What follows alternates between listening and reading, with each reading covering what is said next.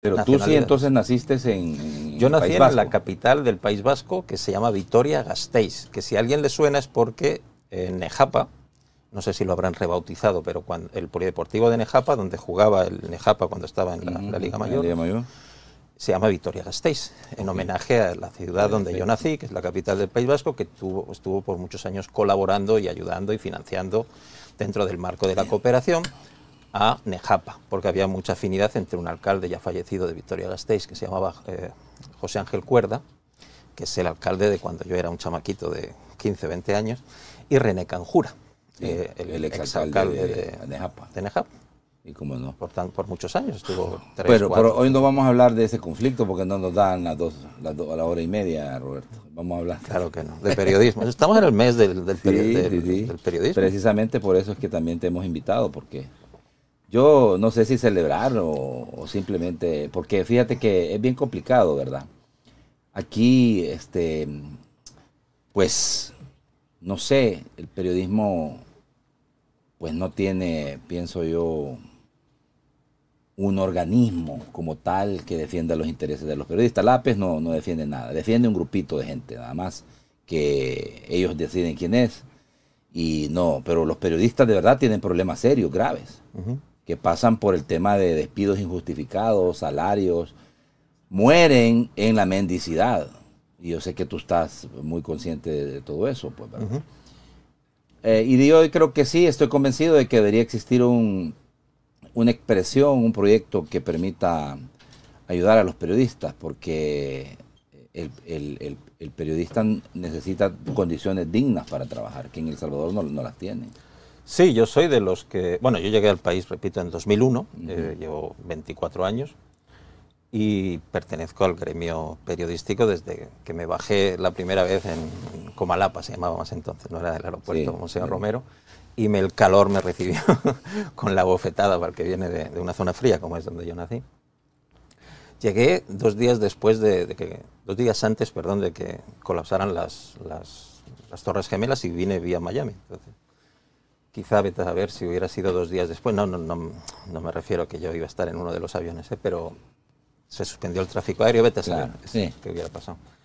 Sí, yo tengo la sensación, sobre la pregunta que me planteas, de que la APES no representa al gremio periodístico en su totalidad desde que puse un pie en el país. Imagínate, hace 25 años. ¿verdad? Yo empecé a trabajar en el Diario de Hoy, cuando el Diario de Hoy era el Diario de Hoy, un medio en el que prácticamente estaba vetado mencionar en buenos términos a Monseñor Romero, que terminó siendo santo.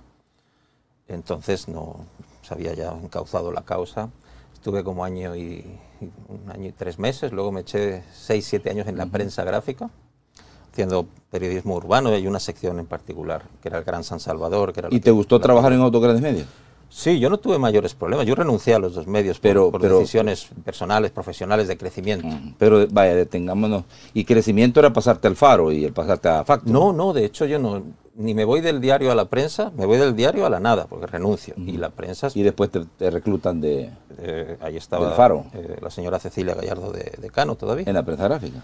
Y bueno, su brazo derecho era Gabriel Trillos. Gabriel Trillos, que ahora es un consultor independiente.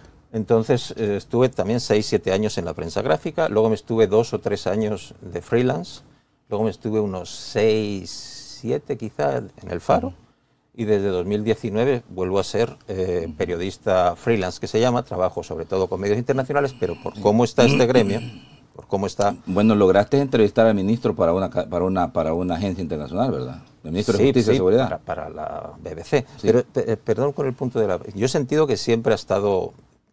que es lo que me preguntaste, que nunca ha representado al gremio, ni cuando estaba en el de hoy, o sea, ni en 2002, ni en 2008, ni en 2016, y tampoco ahora. Pero tiene claro por qué. En aquellos años yo lo atribuyo, yo tengo mis hipótesis, lo atribuyo a que era un conglomerado en el que pesaba más lo comunicacional, es decir, el grueso de las personas que estaban muchas veces al frente, no eran periodistas, en el sentido en el que yo concibo el periodismo. Para mí el periodismo es un oficio distinto al del comunicador. El comunicador que está en un gabinete de comunicación, que trabaja anda en el gabinete de comunicación, por más que las herramientas que usamos son las mismas, hacer un comunicado pirámide invertida, sí. 5 Ws, etcétera, etcétera, la labor de un comunicador o de una empresa privada, o sea, no tiene por qué ser del gobierno, es distinta a la de un periodista. La del periodista esencialmente es destapar, informar, y la del comunicador es tapar, encubrir las cuestiones o las crisis que surjan dentro de ANDA, por seguir con el ejemplo, o dentro de Simán, o dentro de cualquier gran empresa que tiene dentro de su estructura empresarial un gabinete de comunicaciones. Para mí son dos cuestiones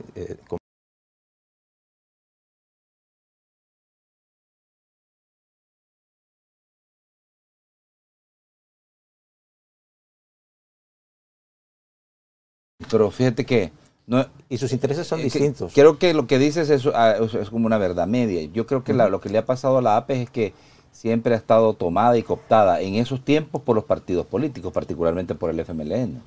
Particularmente. No creo. O sea, ¿crees que la etapa de, ¿cómo se llama? Rafael Domínguez era afín al FMLN? No, esa sí fue una etapa en la que era lo que tú planteas. Ajá. Sí. O sea, o sea, el FMLN termina consolidándose como... O sea, sí, era, digamos, pero después hay una etapa en la que el FMLN sí se toma esa... Sí, o sea, yo no creo que la APE, igual que pasa ahora mismo, o sea, la APE ahora no está tomada por un grupo político partidario, pero yo concuerdo contigo en que, igual que ocurría hace 10, 15 o 20 años, la APE de ahora tiene una agenda que podríamos montar un debate de si es legítimo o no la agenda, tener una agenda... yo no creo que sea un problema tener una agenda de ámbito gremial, de mejorar, de querer mejorar las condiciones laborales de los periodistas en todos los medios, etcétera, etcétera. O sea, yo creo que para eso se deben crear los conglomerados, las gremiales, ¿no? Yo creo que por ahí no hay mayor problema, pero es evidente que ahorita está ocupada porque se hicieron unas elecciones y los que votan en esas elecciones, que son, entiendo, los que pagan la membresía, pues eligieron la junta directiva que tienen y le han dado a su labor el enfoque que le han dado.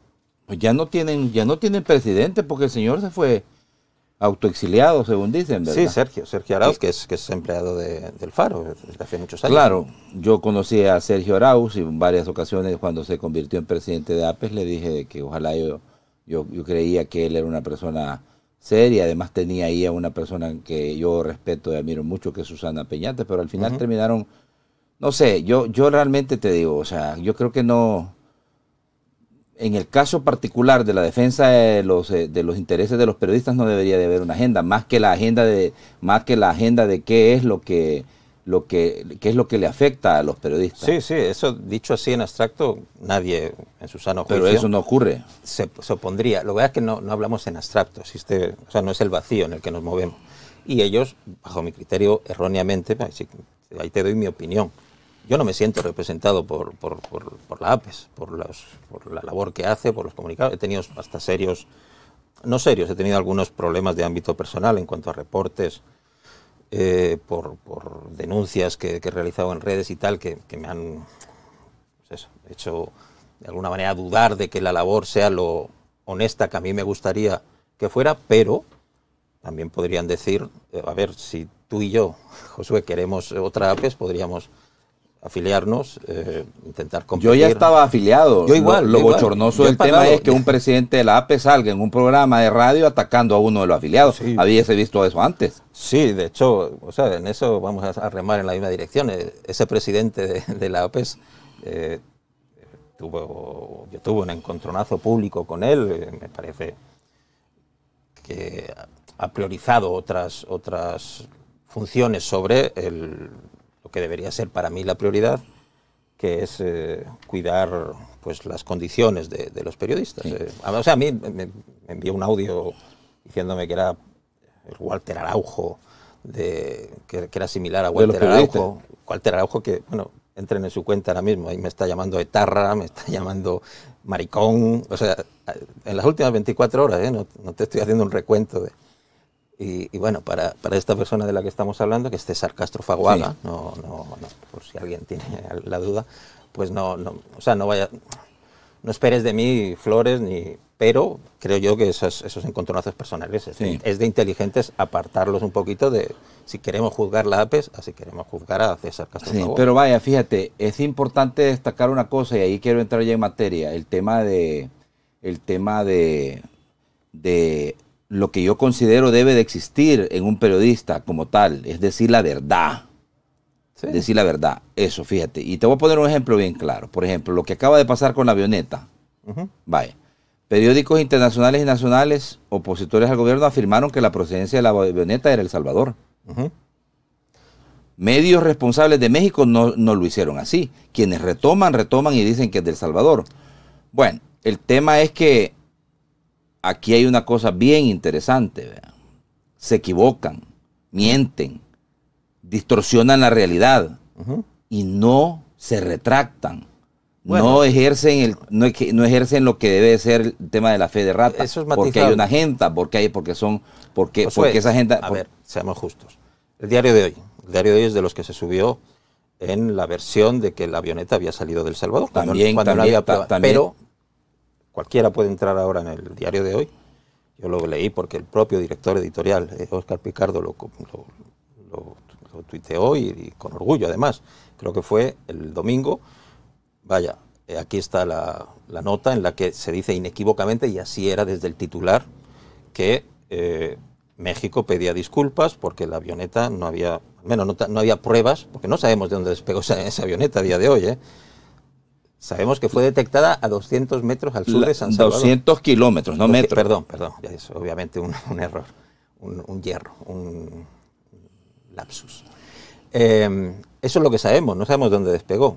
Y yo, si tuviera que apostar plata en el plano de la especulación, diría que no despegó de El Salvador, pero es que eso no quita ni nada. Sí, estás agarrando un ejemplo de mal uso. Yo desde el día 6 de julio, antes de la conferencia, antes de la mañanera del vicesecretario, puede cualquiera ahora mismo entrar en mi cuenta de Ceguanacas en Twitter y ver que desde el 6 de julio a las 7 de la mañana, yo recuerdo que yo hago senderismo los domingos, trato de hacer senderismo, y íbamos hacia Chachuapa, al área de la Magdalena, que es un área preciosa, y ahí mismo en el microbús pasamos por Los Chorros y vi, bueno, ¿por qué? Aquí estoy leyendo a gente que yo creía seria, algo así puse. Gente que yo creía seria está tuiteando que despegó de El Salvador. Cuando yo me fui a leer el comunicado de la Sedena, el comunicado original, que creo que tiene fecha 200 kilómetros al sur de San Salvador. Ese es un ejemplo clarísimo de mal procedimiento. Hay gente que ha pedido... ¿No es mala intención eso, Roberto? Si estás leyendo que dice 200 kilómetros... hay gente que lo hace con mala intención, igual que en el bando del buquelismo, que actúan con mala intención. Periodistas y no periodistas. Yo no creo que, por las personas más serias al menos que vi yo, que se fueron en esa dirección, lo hicieran con mala intención. Creo que existe digamos, un caldo de cultivo cuando estás en estas burbujas en las que todo tu cámara de resonancia, en el mundo en el que te mueves, la gente a la que sigues en Twitter, la gente con la que te tomas los cafés, son pro Bukele o anti Bukele. Creo yo que existe una cierta predisposición a creer ciertas narrativas afines al propio pensamiento personal. Y creo que hay gente que leyó algunas noticias equivocadas que surgieron de México. No te hablo las posteriores a las mañaneras.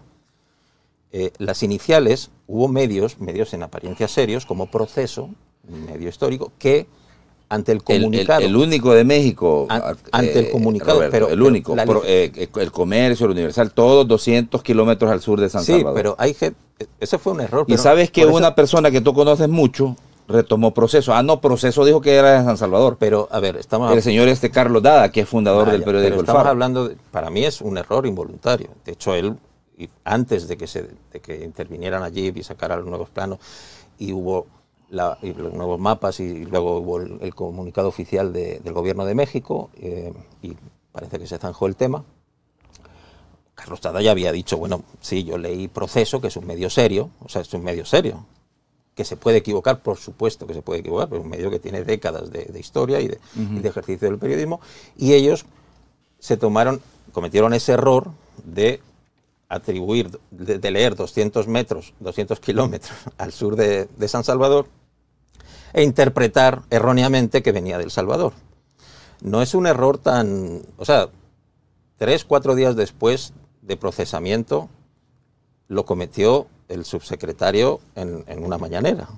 Bueno, ¿Omar García Harfuch es el subsecretario o es el secretario? Yo creo que es subsecretario, ¿no? No, yo creo que es el secretario. Bueno, pero mira, pero está bien, fíjate, yo creo que el arranque de esta plática que quiero tener contigo está bien, pero yo te voy a decir una cosa. Aquí hay una situación, ¿verdad? O haces periodismo o haces activismo político. O sea, yo no creo que sea... Yo creo que como todo en la vida, no solo en este tema, entre el blanco y el negro hay muchos grises. No creo que se pueda dar un hachazo a esos dos y decir de aquí para allá es blanco, de aquí para allá es negro. Yo creo que hay muchos grises. Y las mismas personas que en un momento pueden ser señaladas por alguna ligereza, por algún error de haber beneficiado una línea política, seguramente al día siguiente o 6 meses después pueden estar en el otro lado de los que hicieron la labor correcta. No creo que sea, salvo casos de activismo financiado, de eso hay mucho. Hay mucha gente que tiene un salario del gobierno y que se viene a programas de televisión como este a hablar en nombre de la imparcialidad y en nombre de la verdad, cuando tienen un salario. Ayer varios de ellos conformaron un círculo de reflexión política. Pero vaya, ¿y tienes pruebas de eso? Sí, claro, están... O sea, ¿recuerdas que hubo ¿Tienes pruebas de los que aparecieron ayer en el... Primero, ¿cómo se llama, producción? Es agenda... Círculo de reflexión política siglo XXI. Sí. ¿Tú tienes pruebas que todos los que aparecen ahí tienen un salario? O sea... Primero, es que los estás metiendo a todos. Claro, no todos, he dicho que algunos. Y te voy a dar 2 casos concretos. Uno de ellos fue embajador en China. ¿Tiene salario, crees tú? Pues no sé a día de hoy, pero ha sido hasta hace unos meses embajador en China. Después de dejar su cargo como embajador... Y luego, ¿y recuerdas que hubo una filtración de la que se habló poco en determinados círculos?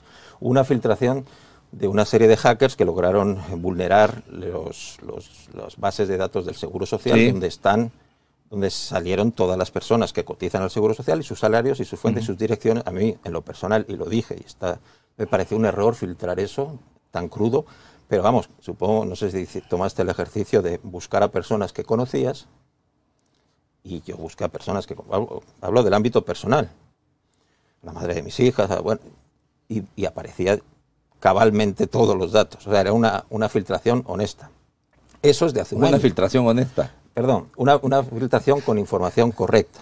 Bueno, porque honesta, sí, si son delincuentes, pues. Acabo de decir que me pareció en lo personal un error filtrar ese tipo de información, porque es exponerla para la gente, o sea, para que los delincuentes usen números de DUIs que estaban ahí, direcciones personales. A mí, de hecho, quiero decirte que me llamaron. Teléfono, vaya. Me llamaron y me dieron la dirección y me dijeron todo. Tú me estabas preguntando por qué se sabe. Pues ahí aparecen literalmente varias de esas personas con salario y con... Pero Roberto, mi inquietud va en el sentido, entonces, ¿tú crees que algunas, no todas? Sí, no conozco, es que de hecho hay varias personas que yo ni conozco ni de nombre, o sea, no estamos hablando de eminencias intelectuales, premios Nobel, etcétera, etcétera. Pero vaya, fíjate una cosa, cuando el presidente de la República los llama activistas políticos y no periodistas, el presidente lo hace basado en una serie de antecedentes y de una línea en la que han venido. Por ejemplo, te pongo yo unos ejemplos. Pero mira la paradoja, ¿tú te consideras periodista? No, yo no me considero, yo soy periodista. Yo también, por eso. ¿Tú crees que no nos salimos embarrados con esa afirmación del presidente de la República? Yo no me siento aludido. O sea, cuando tiras, es como si dices, los médicos son todos unos matasanos, que tal. Pero, y dices, pero Roberto, no podemos ser ingenuos, sabemos a quién se refiere. No, o sea, tú y yo podemos saber, podemos interpretar y creer saber a quién se refiere. Es más, dijo que era un club. Sí, y yo te voy a decir, yo te voy a decir una cosa. A mí me han atacado, me han difamado, me han dañado el honor. Y ha salido la APEJ a hacer una cosa de esas que hacen, alertas. Pero nomás pasa algo con uno de su grupito, inmediatamente sacan, pues sí, ¿verdad? Entonces, ¿cómo es el volado, pues? O sea, aquí habíamos periodistas de primera categoría, de segunda categoría y tercera categoría. Porque hay un sectarismo, esa es mi interpretación, en el que pues determinados colegas consideran que hay otros colegas que no estamos, porque yo soy parte de ese club. Claro, a mí ellos no claro, me consideran claro. yo el otro día ¿Y trabajaste con ellos? Tuiteaba de la raza aria. Es en tono de broma, ¿eh? O sea, no, pero es que eso es desde los dos lados. Claro. O sea, a mí, ojalá tuviera la suerte. Eso lo entiendo, fíjate. De que me atacaran solo de uno de los Eso bandos. lo entiendo, pero vaya, cuando tú ves que hay un comportamiento, por ejemplo, te voy a poner un ejemplo. Ujú. El contenedor de droga en Panamá. Ajá. Y medicina encontrada en Honduras se manejó de la misma manera, que tenía una vinculación y Sí. nunca fue Josué, cierto. ¿qué quieres? Sí, es así. Hay una narrativa. La oposición tiene sus narrativas. Una muy clara era, que ahora se ha empezado a tambalear precisamente por la venida de los venezolanos al CECOT, de que el CECOT era un hotel. Y era casi un premio a las pandillas, porque todavía eso se mantenía hasta hace muy pocas semanas desde amplios sectores de oposición, que el CECOT era la cárcel a la que invitaban a los periodistas y youtuberos internacionales y tipo Luisito Comunica y tal, y los metían ahí, hacían un tour dirigido, porque ahí las condiciones eran casi de hotel. Es que hubo personas, no te hablo de una cuenta anónima en X, hubo personas que han estado en programas de radio y de televisión, gente que está al frente de ONGs y en las que se les tendría que presuponer cierta seriedad, diciendo que es un hotel, que el CECOT es un hotel. Esa es una de las narrativas. Otra es esta que mencionas tú. Ahora hay una narrativa, que a saber de dónde nace eso, yo creo, a saber, no lo sé, que pretende instalar la idea de que hay algo oscuro entre el entorno de Nayib Bukele y el narcotráfico. Eso es una narrativa, y claro que los ejemplos que estás poniendo son de mal manejo de información a nivel de redes sociales, a nivel de gente anónima, pero también a nivel del periodismo. Y yo, mi interpretación es, bueno, que yo creo que hay periodistas que están más del lado del activismo, lo tuiteo, no creo que terminen 10 días consecutivos sin tuitear esa idea. Pero no creo que sea la generalidad. Y para contrastar te voy a poner el ejemplo contrario, de narrativas, o el ejemplo en el otro bando, de narrativas que se imponen y se replican siendo falsas. El Salvador no es el país más seguro de América Latina, perdón, del hemisferio occidental. Eso es falso. Y no es que Roberto crea que es falso. Es falso.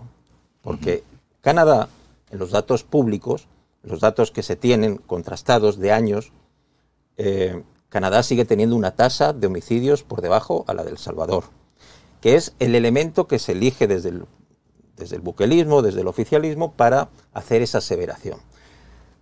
Yo te escribí un artículo dando los datos, los argumentos, los enlaces. Canadá es un país que se toma muy en serio es primer mundo, ¿no? Se toma muy en serio la contabilidad de sus homicidios, de sus escasos homicidios, para el nivel de país que es. Siempre está en torno a una tasa entre 1 y 2 homicidios por 100.000 habitantes, y de hecho todavía no imagínate a qué fecha estamos, y todavía no ha procesado los datos de 2024, y estamos ya en julio de 2025. Con los últimos datos, que son los de 2023, Canadá sigue siendo el país con la tasa de homicidios más baja del hemisferio occidental. Eso es inapelable, Y ahí no estamos teniendo en cuenta algunas trampas, algunos maquillajes que hace el gobierno de El Salvador con su cifra de homicidios, como descontar los fallecidos en intercambios de disparos. Eso se lo preguntaste al ministro, Sí, ¿verdad? claro. Vaya, pero hay una cosa que ¿Y quisiera... qué respuesta dio? Que eso lo financia, que el protocolo de Bogotá, que es el que regula a Canadá, a Estados Unidos, a México, o los países con los que nos comparamos, para sacar esa conclusión, para ellos, si hay, en esos países, si las fuerzas canadienses, un día en un atraco, en lo que fuera, matan a un asaltante de un banco, eso es un homicidio. Para todos o casi todos los países de América Latina eso es un homicidio. En El Salvador los excluye. Entonces es un hecho inapelable, y te lo estoy poniendo como ejemplo, es un hecho inapelable que es falsa la afirmación, de que somos el país con la tasa de homicidios más baja del hemisferio occidental, pero se ha ido hasta Naciones Unidas a decirlo. Ya vamos a discutir un poco de eso. Roberto, ¿tú estuviste en el CECOT? 2 veces. Ajá. ¿El CECOT es un hotel para ti? No, de hecho, y cada vez lo va a ser menos. ¿Y entonces por qué la narrativa de la oposición es que es un hotel? Pues eso, habría que preguntárselo a los que están impulsando esa narrativa. Es que a esa gente es la que nos referimos. Pues sí, pero yo no puedo hablar en nombre de esa gente. Exacto. Yo lo que estoy tratando... Vaya, a ver, dime. No, digo que, o sea, los que impulsan X narrativa o abrazan X narrativa porque, pues, no sé, pues a lo mejor están muy dolidos por vete a saber qué situación, o X, pero eso aplica no solo para los que abrazan las narrativas en contra del buquelismo, también para los que abrazan las narrativas a favor del buquelismo. Yo cada vez que tuiteo un dato básico y comprobable por cualquier persona, como que no somos la sociedad más segura del hemisferio occidental, a mí me caen puteadas pero una guacalada de insultos y vete del país y etarra me están llamando últimamente, o español, así de manera despectiva, chayotero, todos esos vienen del ámbito del buquelismo. Menos bienvenido al club. Lo que quiero decir es lo siguiente, tú has hecho una afirmación de que Canadá sigue siendo el país más seguro del hemisferio occidental y no El Salvador. Hago un matiz. Para mí tener la tasa más alta o más baja de la tasa de homicidios más alta es un indicador de seguridad, no es el único. Pero a ese es al que se refirió Nayib Bukele cuando empezó con esta narrativa construida y que si quieres, yo lo explico en la columna. Yo sé lo que pasó, porque estoy muy pendiente, es un tema que sigo desde hace años, décadas. El tema de la violencia homicida, y lo sigo creo que con bastante profesionalidad, y yo sé lo que pasó. Empezó el año 2023 con unos primeros 10 días, 12 días del año, de enero de 2023, en los que hubo pocos homicidios. Entonces, se extrapolaron desde la cuenta del presidente de la República, no sé si él en persona o algún asesor en el que delegue, publicó que sobre esos datos de 10 días, 12 días, 15 días de enero, lo proyectaron para todo el año. O sea, de 10 días concluyes cómo va a comportarse los otros 355 días. Y ahí, en esa proyección, salía más bajo que Canadá. Luego hubo otro par de homicidios. Siempre, a ver, las cifras de homicidios en El Salvador están más bajas que nunca, eso está fuera de discusión. Pero eso fue un constructo, una narrativa que así se originó, y ahora cada vez que yo apelo a lo que estoy apelando aquí mismo, a que quien tenga dudas, no que crean a Roberto Valencia, si le tienen asco, que le sigan teniendo asco, pero que apelan a que ellos hagan el ejercicio de, bueno, voy a verificar las cifras, o que le pregunten a Grok, ya ni siquiera tienes que... Pero es que fíjense que a eso es a lo que quiero llegar, Roberto, porque ¿de dónde respaldas tú que Canadá sigue las siendo? Cifras oficiales de Canadá, del gobierno de Canadá. Pero si no hay, no las han revelado. O sea, hay de 2023, de 2022, de 2021. ¿Y las del 2024? Se van a revelar ahora en julio, pero ya existen digamos, esa es la cifra oficial porque es un país que se toma en serio.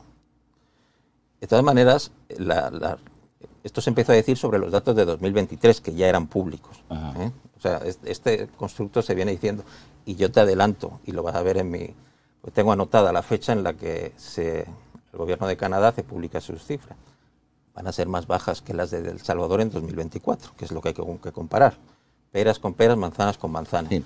Bueno, habría que ver, porque la crítica que se ha hecho es de que Canadá no revela sus cifras. ¿Cómo no? Están disponibles. Cualquiera. Al menos las del 2024 no están disponibles todavía. Porque se toman en serio, igual que El Salvador lo hacía antes. ¿Tú recuerdas cuando...? O sea, si tienen tan pocos homicidios, ¿por qué se tardan tanto? O sea, porque quieren que cada persona que ha muerto quede clasificada en si ha sido un homicidio, si ha sido un homicidio culposo. O sea, imagínate un caso en el que una persona es atropellada por alguien, eso no es un homicidio que va, según protocolo de Bogotá, a la cuenta de la tasa de homicidios. Pero que hay una investigación a posteriori que demuestra que el que iba manejando ese carro quiso atropellar, o sea, usó el carro como arma homicida. Ese, después de una investigación, no en el momento de que está el cadáver en la mesa.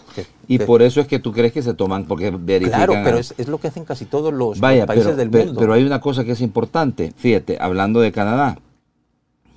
Vaya, digamos que lo que tú planteas es de que Canadá va a resultar que en el 2024 tuvo menos homicidios que El Salvador. No es lo que yo planteo.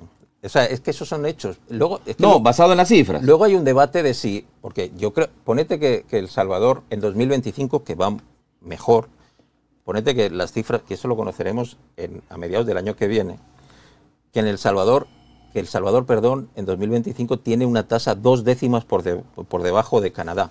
Para mí, pero eso ya entramos en otro plano, no seguiría, o sea, yo que vivo acá y que he tenido la suerte de viajar y de conocer y de criarme en otros países, para mí,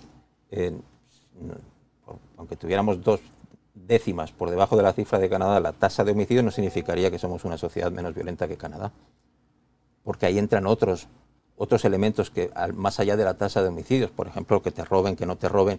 O sea, no puede ser la sociedad más segura de América Latina si todavía tenés la mitad de las calles de la ciudad, de las colonias, con vallas por miedo a la delincuencia. Si cada vez que entras a una farmacia tienes a un elemento de seguridad con una calibre 12.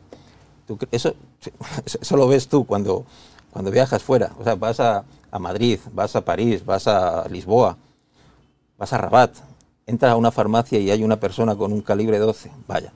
Y no solo eso. Lo que sucede, Roberto, y que aquí creo yo que sí tendríamos que ser bastante objetivos, sí, claro, en una cosa muy puntual, es que mira, ¿cuánto lleva El Salvador de verdad disfrutando de lo que yo denomino una verdadera paz? Porque yo te voy a decir una cosa, y te lo voy a poner de esta manera. Fíjate, yo estuve en la Campanera.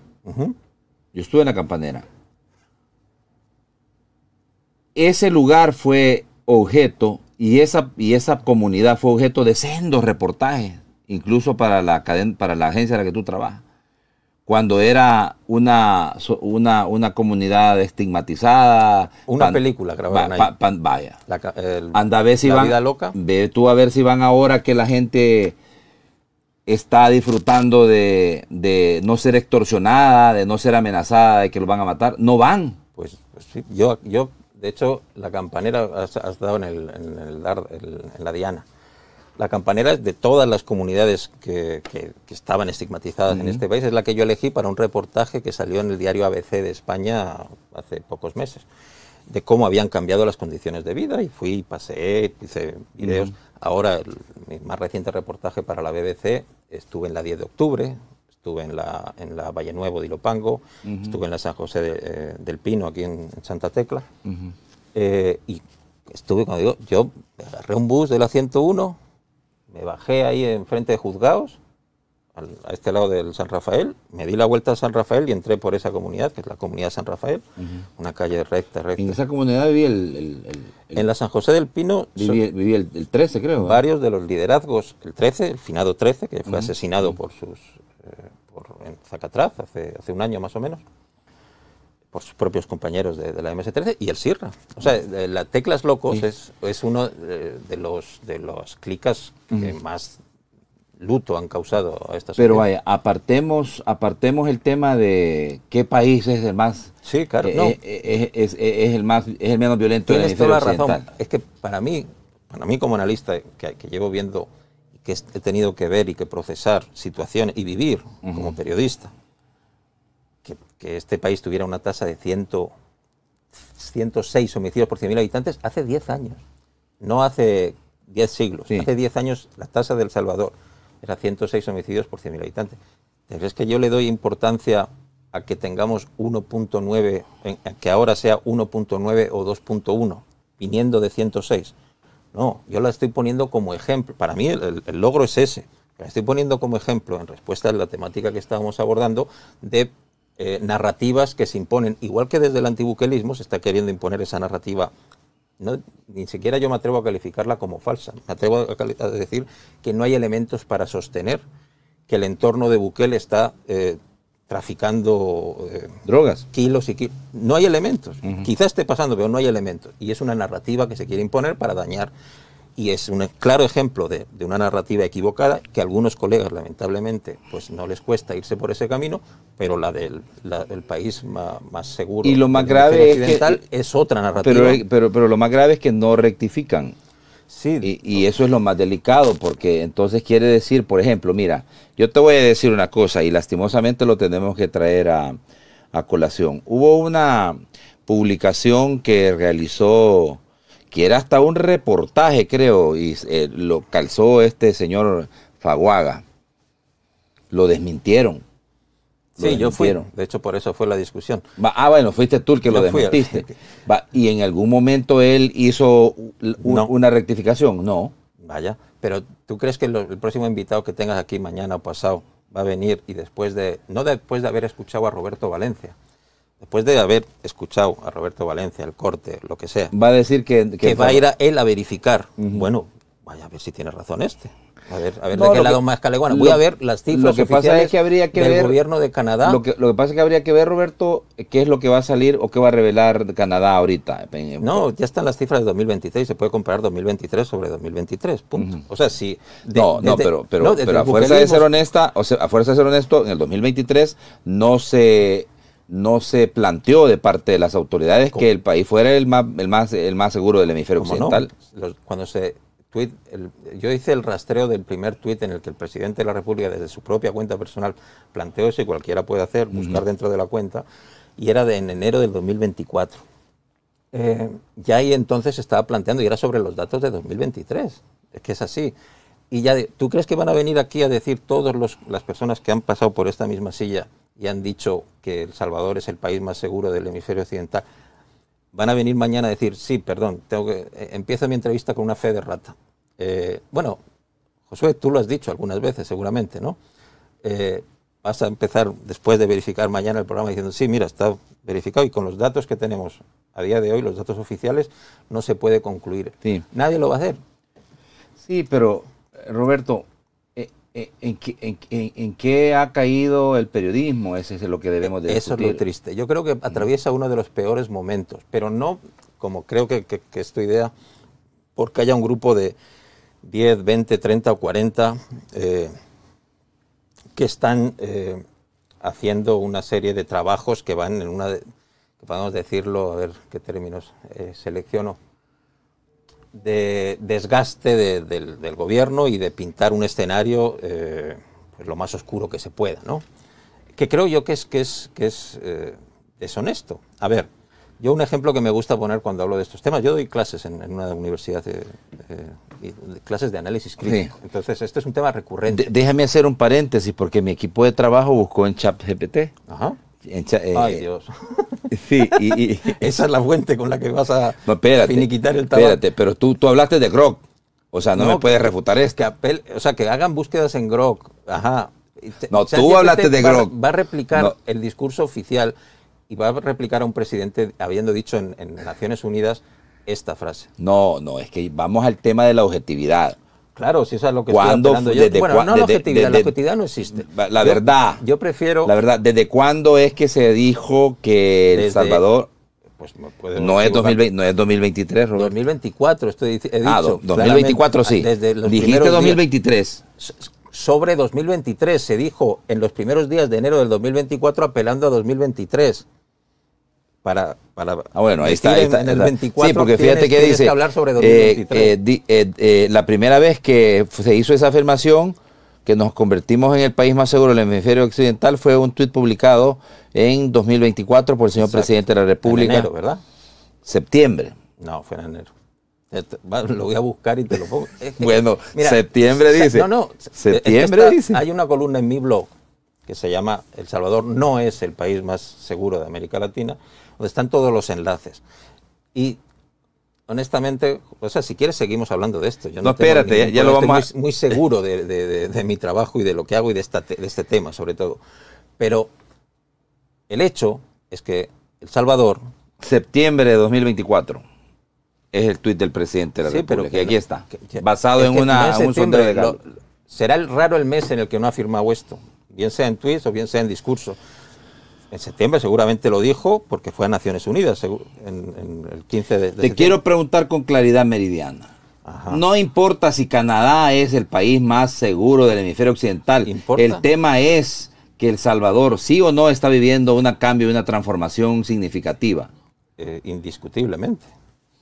¿Y por qué hay personas muy particulares que no quieren reconocerlo? Porque consideran que se han perdido, que para lograr esa mejora, que no niega nadie. O sea, ¿sabes cuál fue el primer medio que dio por desmanteladas las pandillas y que lo llevó a un titular?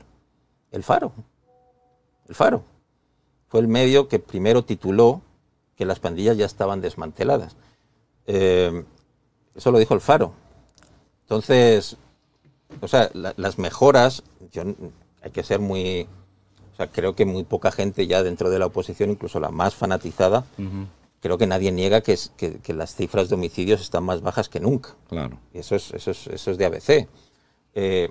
Yo creo que hay gente que considera que para llegar a ese objetivo, que es un objetivo noble, se han cometido algunos excesos en cuanto a... que ha reconocido el gobierno también, ¿verdad? No, me refiero ya... O sea, el Estado democrático tradicional de separación de poderes está prácticamente desdibujado.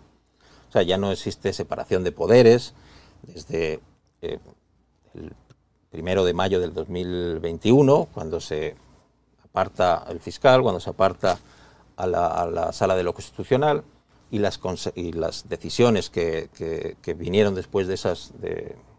después de esas... Pues eso, vaya, pero decretos que aprobó la Asamblea. Tú afirmas de que en El Salvador ya no hay independencia de poderes, ¿tú lo afirmas?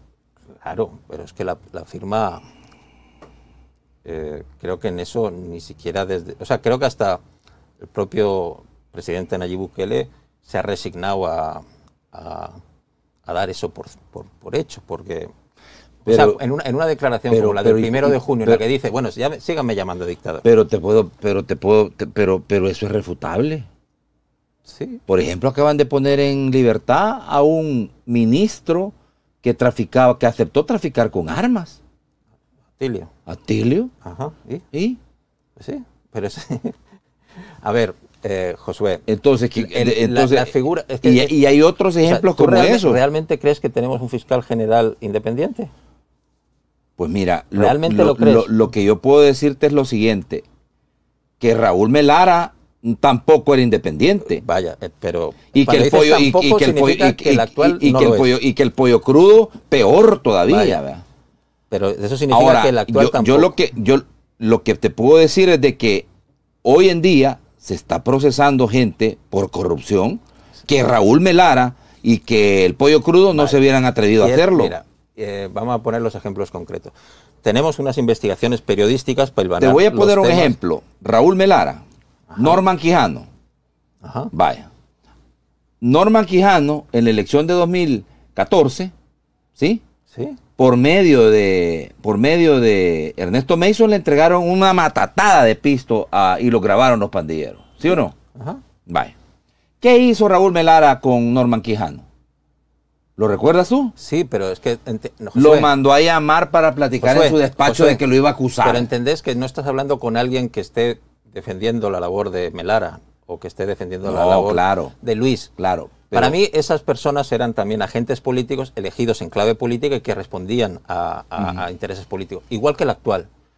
¿Te gustan los ejemplos? Tenemos audios, tenemos declaraciones en público de 3 pandilleros que aseguran que un alto funcionario de este gobierno los sacó en su carro, en persona, acompañándolos hasta la frontera. Hay audios de ese funcionario diciendo... ¿Y tú le puedes creer a los pandilleros? ¿Y tú le crees a los pandilleros? Si no creyéramos a los pandilleros, el 80% de los pandilleros deberían estar libres, porque ese porcentaje de...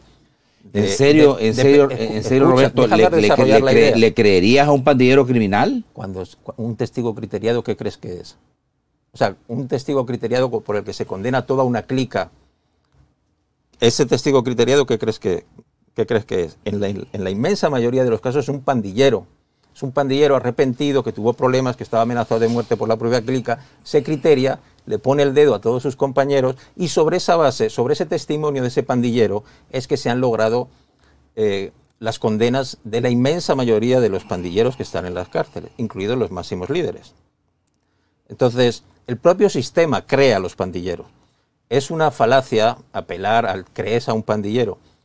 Pues para muchas cuestiones, o sea, para las... ¿Quién crees que...? O sea, ¿sobre qué base que está el sustento? ¿Sobre qué base crees que está el sustento de una afirmación muy propia del buquelismo, como que Arena y el FMLN pusieron a entrenar en campos de tiro a pandilleros para matar a los salvadoreños? Eso que lo has escuchado alguna vez. ¿Quién crees que... ¿De dónde crees que sale eso? ¿De dónde crees que salen ¿quiénes crees que grabaron los videos a los que tú apelabas antes donde se ve a tal o cual ¿Y funcionario? a quiénes se los dieron? Pero esos son pandilleros. No, O sea, ¿y a quiénes se los dieron? ¿creemos los pandilleros cuando nos viene bien y no los creemos cuando nos viene mal? No se trata de eso, Roberto. Se trata de que aquí, te voy a decir una cosa, había, y lo voy a decir con nombre y apellido, periodistas coludidos con pandilleros y tenían los privilegios de darles esos videos. Por ejemplo, Romeo Lemus. Romeo Lemus tiene... No, Romeo Lemus fue a entrevistarlos, sí, pero no era del grupo privilegiado de los pandilleros para entregarles información como esos videos que grabaron cuando le grabaron a Neto Mason. Pero te quiero poner un ejemplo. Tú tuviste... ¿Los creemos o no los creemos, Josué? O sea, ¿los creemos cuando graban un video? ¿Por qué los tenemos que creer entonces? Y cuando dicen algo en contra de este gobierno no lo creemos. Y aparte, es que el tema no es de creer o no creer a un pandillero. Hay unos audios que ya se verificaron de que no eran audios creados con inteligencia artificial, etcétera, etcétera. ¿Tú crees que no hay elementos para que esta fiscalía abra una investigación en contra de la persona que está al frente de la reconstrucción del tejido social? No lo hace. ¿Por qué? Oye, Roberto. ¿Por qué? Porque está coludida, porque no hay separación. ¿Cuánto duró la entrevista que le hiciste al ministro? Creo que estuvimos como una hora. ¿Como una hora? Sí, la publiqué. ¿Y por qué no le preguntaste al ministro frente a frente sobre el pacto de pandillas que tú aseguras en redes sociales? Porque esto lo vas a entender muy bien, que supongo que te pasará seguido. Yo hice un reportaje para la BBC sobre qué quedaban de las pandillas 3 años después del régimen de excepción y gestioné una entrevista vía Secretaría de Comunicaciones de Sofía, a través de una de sus personas, que es la que atiende a medios internacionales, sabiendo que no me la iban a conceder, porque así opera el gobierno. O sea, este es el gobierno que más animadversión tiene hacia la prensa. Es un gobierno opaco, es un gobierno en el que la ley de acceso a la información es papel mojado. Vaya, yo solicité, pues para poder, en mi cabeza era, voy a tener, pues al menos para consignar el párrafo que obliga, al gremio nos obliga. Se intentó gestionar una entrevista con el ministro de Seguridad o con cualquier vocero del gabinete de seguridad y no la concedieron. Afortunadamente, y me trago mi orgullo y mis palabras, la concedieron. Y tuve esa magnífica hora de conversación que fue muy grata. Y quiero pensar que para el señor Gustavo Villatoro también, porque somos 2 personas que sabemos del tema. Perdón que me eche flores, yo llevo muchos años en esto. ¿Qué pasó? Que es un reportaje, en un reportaje que era de unas 3.000, 4.000 palabras, donde yo había ido a la 10 de octubre, a la San José del Pino, donde había otras fuentes, había expertos independientes y tal, pues pasa lo que siempre pasa en el periodismo, que tienes una hora de grabación y al final usas 6, 7, 8, 10 frases. Fue obviamente la entrada al reportaje. Y yo consideré que la plática había sido lo suficientemente interesante como para 2 meses después subirla a mi blog. Y eso es lo que hice. Pero vamos, lo considero como una excepción. O sea, no creo que, y lo voy a seguir intentando, que esta sea la Secretaría de Comunicaciones más abierta, la Secretaría de Pero es que lo que pasa es que tú señalas a otras investigaciones periodísticas de que este gobierno pactó con las pandillas, pero tú tuviste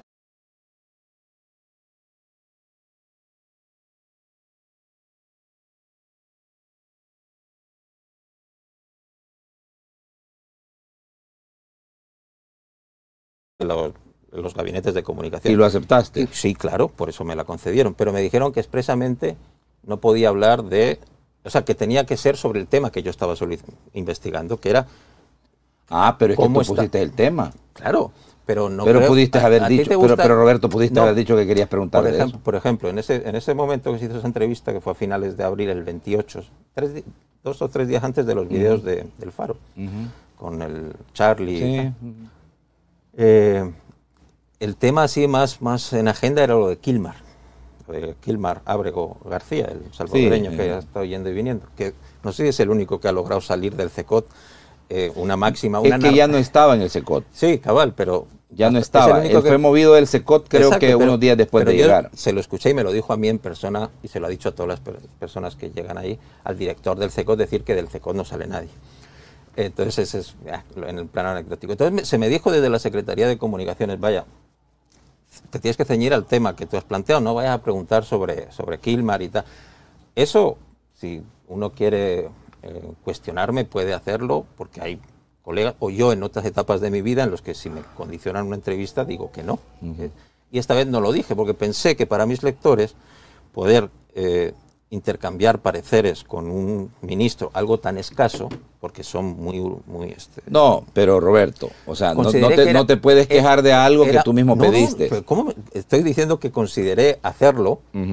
Pero lo hice. Pero tú planteaste el tema. Con tanto orgullo. No, tú me has preguntado, ¿por qué no preguntaste por eso? Porque desde la Secretaría de Comunicaciones se me dijo que no podía preguntar. Porque tú planteaste otra temática. Sí, pero a ti no te gusta, tú que eres periodista, no te gusta que la persona que se sienta aquí enfrente de ti no te diga, no quiero que me preguntes de estos temas. ¿No te ha dicho el ministro eso?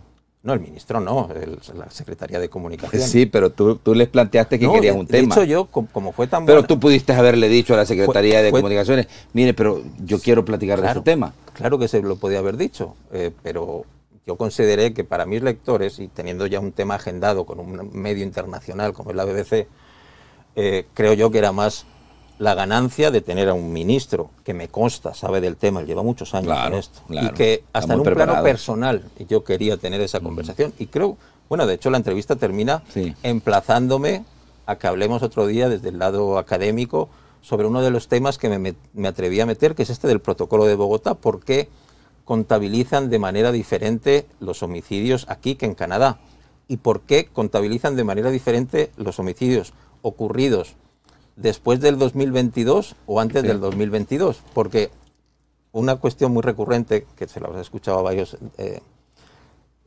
invitados que tienes aquí, es lo de apelar a que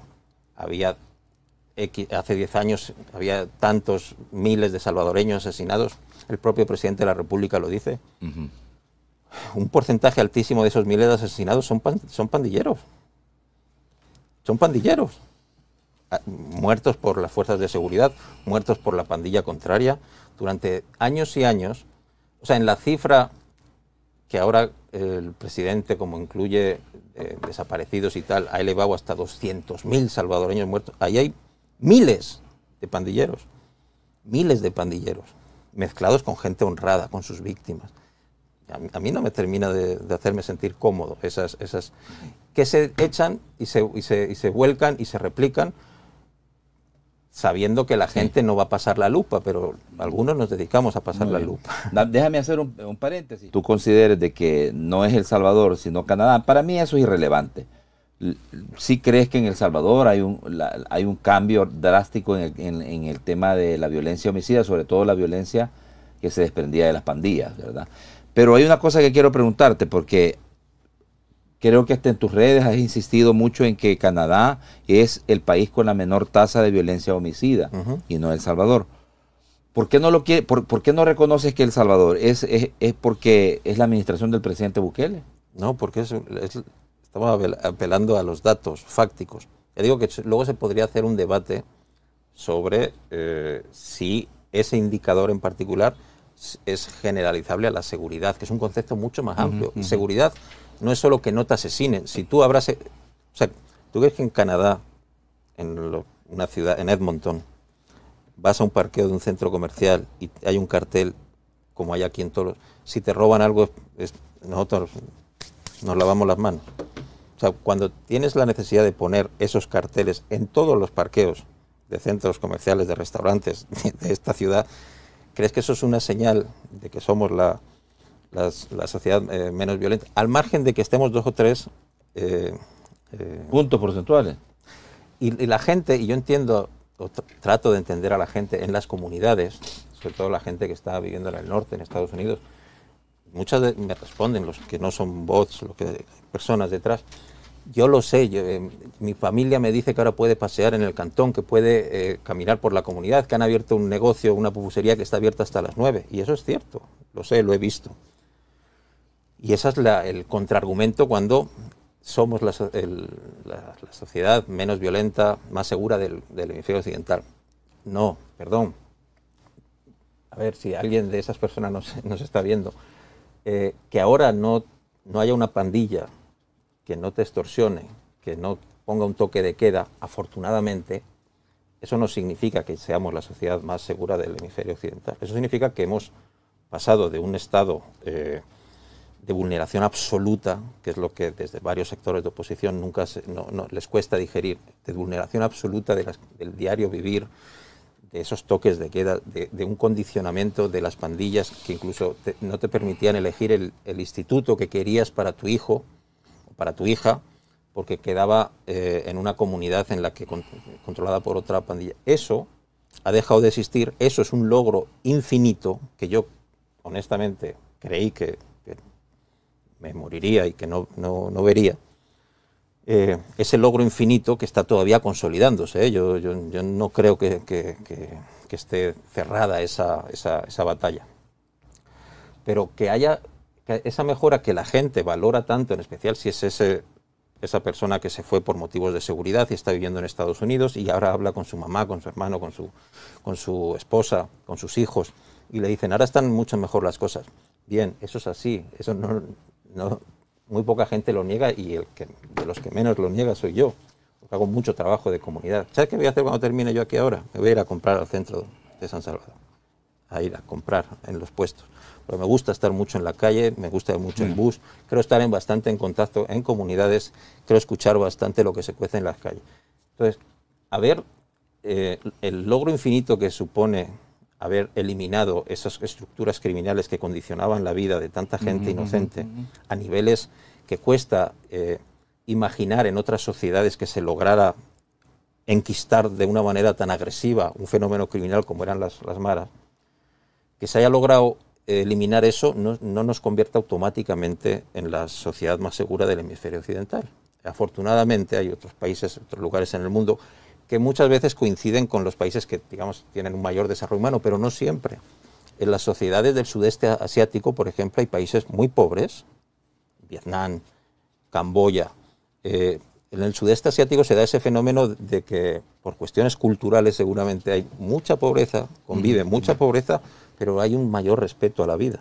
O sea, las maneras de solucionar las diferencias y los desacuerdos interpersonales, rara vez, no te digo que nunca, pero con mucho menos frecuencia que en sociedades latinoamericanas, se recurre a la agresión y a la muerte.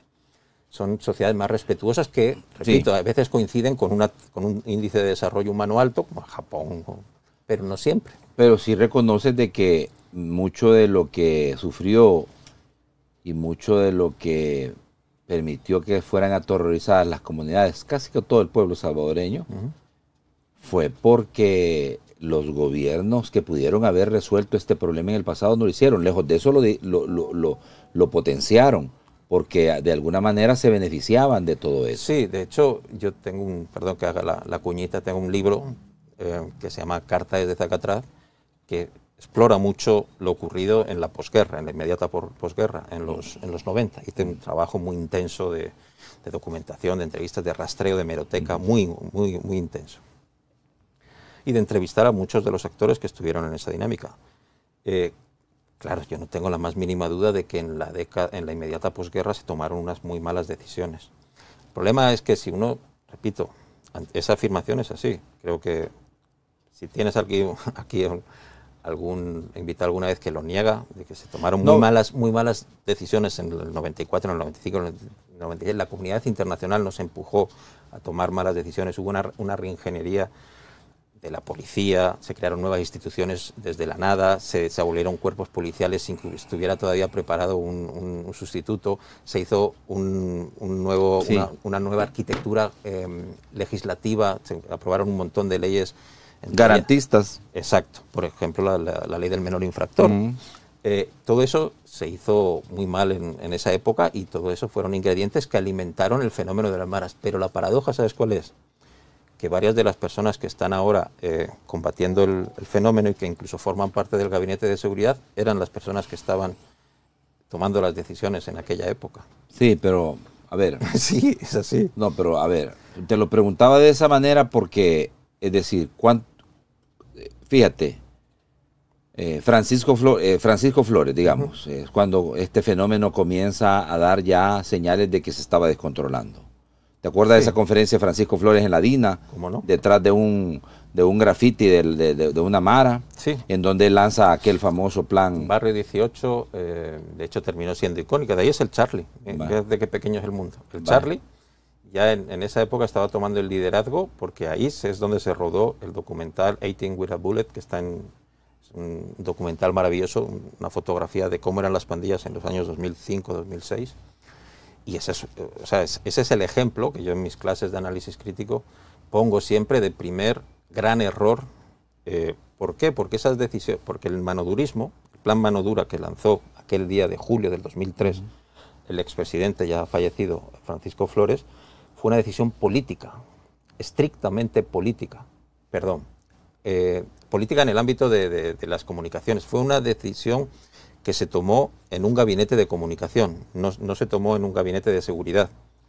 Y era, precisamente, en los años previos, y eso cualquiera puede buscarlo, la tasa de homicidios venía cayendo, y cuando más bajos estaban, en torno a 40 homicidios por 100.000 habitantes, se sacan de la chistera esta estrategia comunicativa y mira los tiempos. En 2004, estamos diciendo que es el plan mano dura, Flores lo lanza en julio del 2003. ¿Qué ocurrió en los primeros meses de 2004? Que hubo unas elecciones presidenciales, que ya había el temor en Arena de que las podía ganar el FMLN. ¿Y por qué ese temor? Porque ese mismo año, 2003, no sé si en febrero o marzo, cuando aquí se vota siempre en los primeros meses del año, en las legislativas había ganado el FMLN por primera vez. Hablo del 2003. Y tenía mayoría. Entonces existía la certeza de que las posibilidades de que ganara el candidato que ya no sé si estaba ya confirmado, pero ya se sabía que hacia ahí iban la apuesta del FMLN de poner a Chafik Handal a batirse con Antonio Saca, pues todavía no había oficialmente arrancado la campaña, pero estábamos a unos meses para que iniciara esa campaña. Se les ocurrió buscar este enemigo y presentarse, o sea, amplificar la gravedad de este enemigo, que ya eran, las pandillas ya habían asesinado a gente, generaban problemas, pero no eran lo que terminaron siendo, ni muchísimo menos. Todavía no estaba generalizada la renta, o sea, muchas cuestiones que luego se convirtieron casi en el ADN de las pandillas, no estaban todavía desarrolladas. Y decidieron magnificar este grupo por una estrategia comunicativa y crearon este plan mano dura, que dio el inicio a ese concepto del manodurismo, que luego se ha replicado en todos los gobiernos con distintos matices, distintos nombres. Cada gobierno, cada presidente tiene rebautiza las estrategias de corte represivo, incluido el actual. O sea, el régimen de excepción es también una política manodurista, en el sentido amplio de ¿Para quién?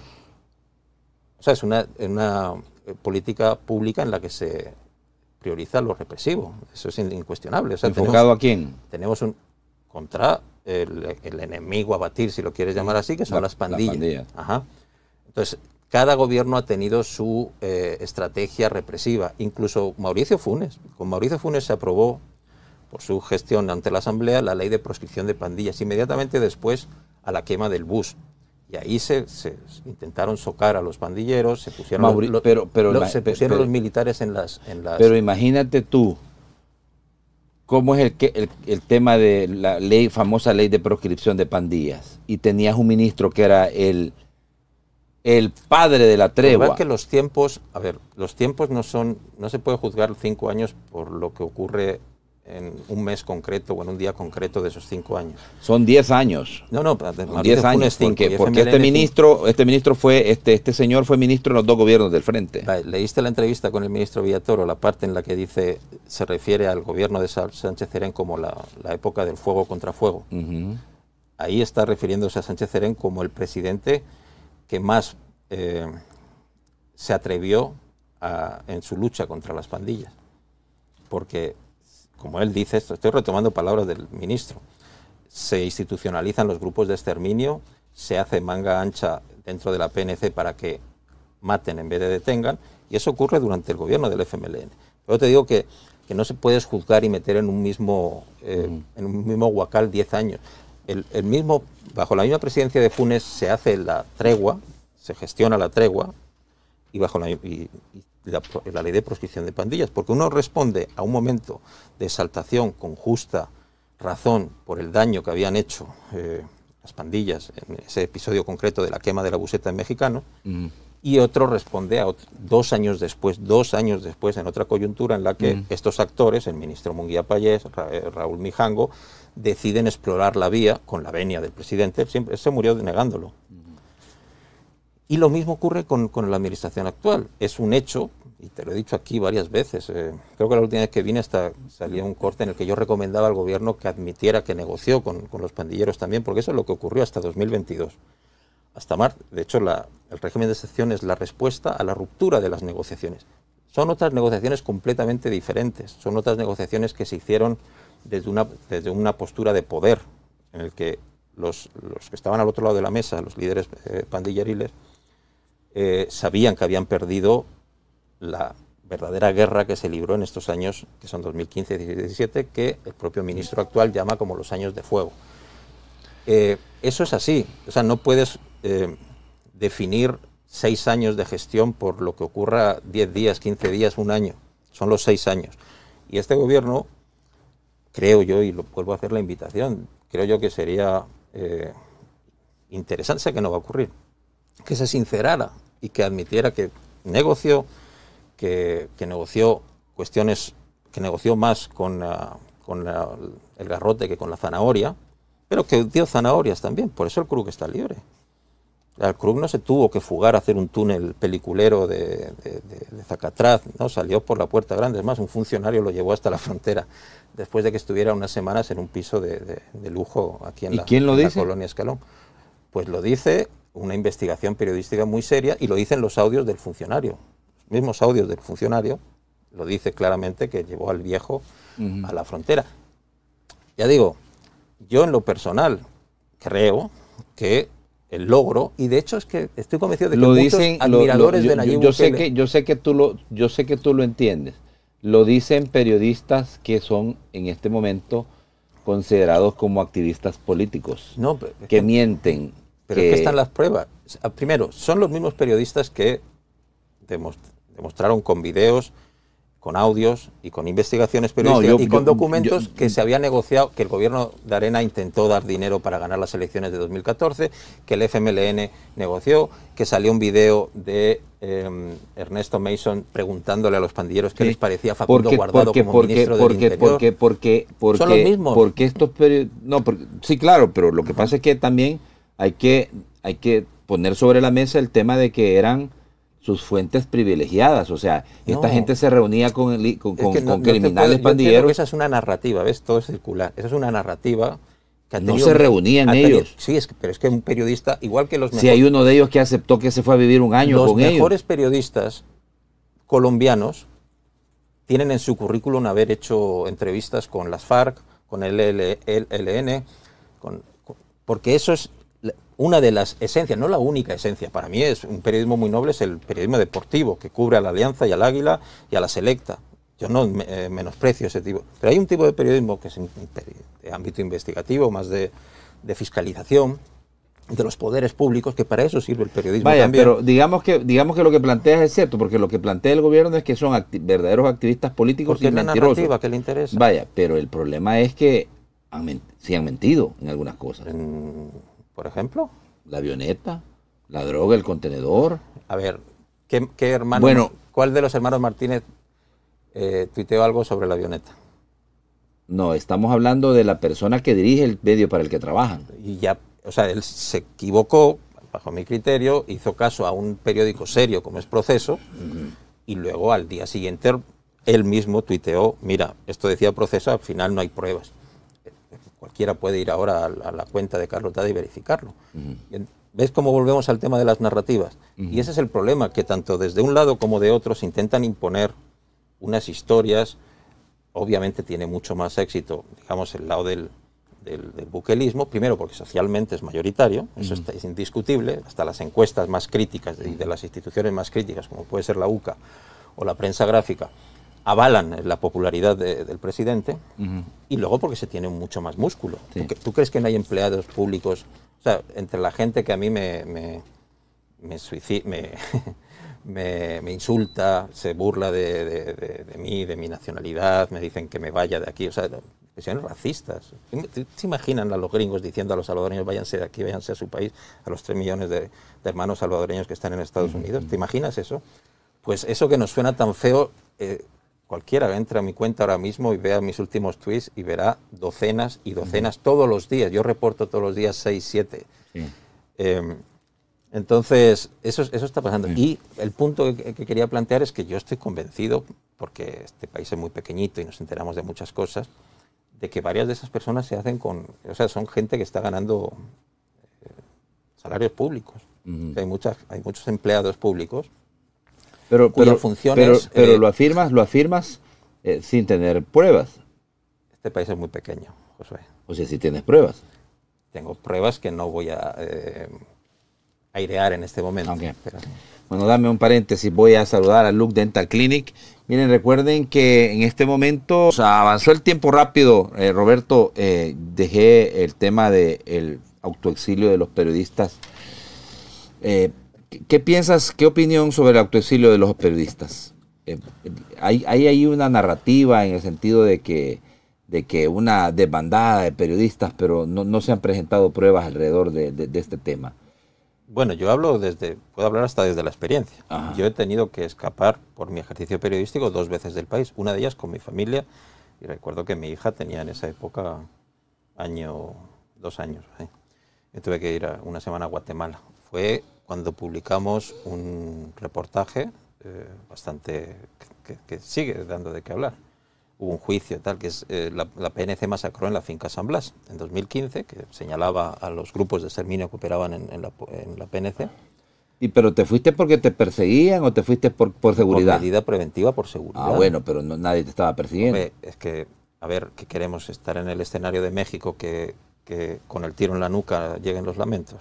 Pero puedes comparar el México con El Salvador, el ejercicio periodístico. Estoy hablando del 2015. Claro que cuando estás haciendo una denuncia sobre cuadros dentro de la PNC de exterminio, como lo confirmó en la entrevista que le hice al ministro Villatoro, pues no es una... Y no es solo por el... pero lo haces por seguridad en el gobierno de Salvador Sánchez Serén. Claro. Y también lo hice en 2022, cuando empieza el régimen de excepción. A la semana aprobaron una reforma en el Código Penal que luego se retractaron y dieron marcha atrás por presiones de la cooperación internacional, que exponía a los periodistas que hicieran entrevistas a los pandilleros a penas de hasta entre 10 y 15 años de cárcel. Yo entrevisté ahí a la Rueda en Libertad del barrio 18 Sureños, y entrevisté una entrevista agresiva donde yo les cuestiono ahí está en la BBC. También me tuve que ir 3-4 semanas a Guatemala. Entonces, desde esa base, yo creo que el miedo y el temor es legítimo y va por... O sea, eso. Pero ¿no te parece que se está aprovechando esta coyuntura para poder subirte? Yo no quiero... O sea, si alguien está realmente asustado, con o sin razón, si alguien cree que está realmente asustado y que ese miedo se va a calmar yéndose del país, yo creo que esa es una decisión respetable. O sea, porque apela a los sentimientos más profundos de cada persona. Ahora, dicho eso, que me preguntas sobre los 40 periodistas que, según el comunicado de la APES, han tenido que salir del país. Yo, por mi experiencia en este tema, y por eso apelé primero a los casos que he vivido en propia persona, yo estoy convencido de que de esos 40, la inmensa mayoría podrían regresarse hoy mismo al país, y no pasa nada. Nadie los va a detener en la frontera. Claro. Eso, si me preguntas, claro, estoy en un plano de la especulación, pero también estoy convencido de que hay una minoría, en concreto el equipo periodístico, porque fueron varias personas los que hicieron las entrevistas para El Faro a un líder pandillero que no debería estar libre y que fue liberado porque alguien llamó a la delegación de la PNC, alguien de arriba, no sabemos qué tan arriba, pero él lo cuenta, y el hecho fáctico es que está libre. Lo habían detenido ya en el régimen de excepción en abril del 22 y lo liberan. La Fiscalía debería investigar esa llamada si realmente, no sé, apelando a esa persecución que se está haciendo en contra del fenómeno de las pandillas, etcétera, etcétera. Pero eso es otro tema. yo creo que ese equipo periodístico sí puede tener problemas si regresa al país. Yo sí creo. No son los 40, quizás sean 4 o 7, pero yo sí creo, o sea, me parece creíble la hipótesis de que si aterrizan en el país o intentan entrar por las chinamas o por donde sea, a varios de estos, que son una minoría entre los 40, pero que a varios de estos sí que los van a encarcelar. Y ante un temor a la encarcelación, por lo que bajo mi lectura inequívoca es hacer el trabajo, o sea, entrevistar al Charlie, no es un delito. Socialmente te puede parecer bien, mal, regular, hasta te compro que alguien quiera insultarlos por redes sociales, pero una cosa es eso, otra cosa es encarcelar a alguien. O sea, ¿sabes? Ya habrás escuchado que este Charlie estaba muy bajo el paraguas de una iglesia evangélica muy poderosa de este país. Eso es Vox Populi. Hace unas horas tú tuviste un cruce de tweets con el académico, el profesor Rafael Francisco Goches. Le respondí a algo que él había Pero escrito. tú pusiste ahí en ese tweet al que él hace referencia. Quien ve el periodismo como un arma no puede presentarse como imparcial, sino como militante, que no pretende engañar con ese postureo. Dice. No me cansaré, él se refería a algo que tú publicaste, no me cansaré de repetirlo, el periodismo honesto y sin apriorismo, es decir, el periodismo imparcial, antítesis del periodismo activista, es a medio y a largo plazo la mejor arma que tenemos en tiempos de autoritarismo, la única arma. Josué. O sea, está justificando el periodismo. No, Josué, tú, o sea, creo que alguien como Rafael Goches, que se jacta de tener libros publicados y de ser un literato, debería entender el uso de las metáforas. O sea, cuando apelas al arma, ¿cuál es la mejor arma para sacar a un pueblo de la pobreza? La educación. No estás uno apelando a que hay que armarlos, que creo que fue por donde se fue el compañero Góchez. Entonces yo le he respondido, pues obviamente. Entonces tú estás justificando que están haciendo activismo político No, es que eso no es que sea mi opinión. Ayer hicieron la conferencia de prensa los del Club de Reflexión Política Siglo XXI y dijeron que la condición para ser parte de ese club es apoyar el proyecto político. Eso lo dijo Aldo. Que la condición ¿Y qué tiene de malo eso? No, nada, pero que no se ofendan si les dicen que están haciendo activismo político. Pero que no se ofendan. ¿Y del otro lado? También, pero es que eso no desquite, siempre te gusta salirte por ahí. Es que no puedes ver solo los de un lado. Pelea, ¿Sabes que yo recopilé como 10 tweets de personas atacando a ese proyecto? Por eso tengo enemigos en los dos lados. Seguimos al aire, pero... Bueno, seguimos al aire, pero estamos... Sí. Alguien por ahí no le está gustando lo que estoy diciendo. No, pero estamos al aire. Bueno, pero terminemos la idea. Estamos en lo oscurito, terminamos en lo oscurito. Se ha presentado un proyecto de intelectuales, de personas, que yo creo que todos han pasado por esta misma mesa, ¿no? Yo creo que lo que no le gustó a Góchez es mi giro humorístico, que me atreví a bautizarles ayer como grupo de genuflexión política siglo XXI. Creo que es lo que no le gustó. Y creo que desafortunadamente, porque no es muy digamos, inteligente de su parte, mencionar eso del arma, de apelar a que yo había escrito que el arma. Y le respondí esta mañana, punto.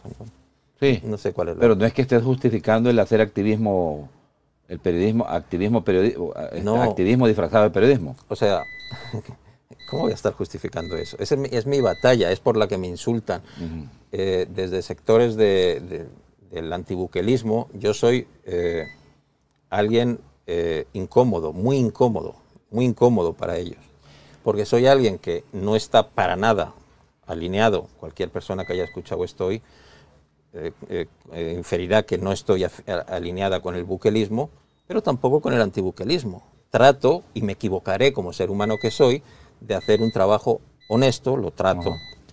Trato de apelar a las fuentes, de ir a los lugares, de hablar con las personas, lo trato y creo que lo logro en buena medida.